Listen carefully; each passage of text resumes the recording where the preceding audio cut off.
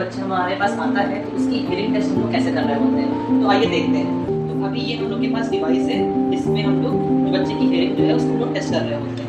तो ये हम लोग के पास ईयरफोन जैसा स्ट्रक्चर होता है, इसमें 3 प्रोब्स होते हैं। पहला जो प्रोब होता है वो फोरहेड पे लगता है, दूसरा वाला प्रोब होता है वो ईयर लोब के जस्ट अबव लगता है, और जो तीसरा वाला प्रोब होता है वो ईयर लोब के जस्ट नीचे लग रहा होता है। तो अभी ये हम लोग के पास स्मार्ट स्क्रीन है, इसको हम लोग प्रेस करेंगे इसको स्टार्ट करने के लिए।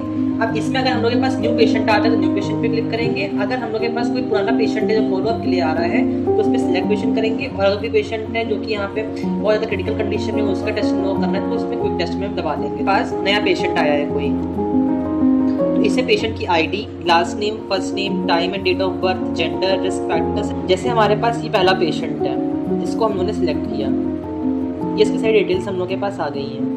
अब इसके बाद हम लोग प्ले वाले बटन पे क्लिक करेंगे और ये जो हम लोग के पास प्रोब्स हैं इनको हम लोग कनेक्ट करेंगे। जैसे कि मैंने बताया पहला जो प्रोब होगा यहाँ पे इसका, ये हम लोग के पास फोरहेड पे जाएगा, दूसरा वाला जो हम लोग का प्रोब होगा वो पिन्ना के जस्ट अबव जाएगा, और तीसरा वाला जो प्रोब होगा वो हम लोग का ईयर लोब के जस्ट नीचे जाएगा। इतना करने के बाद हम लोग प्ले पे क्लिक करेंगे।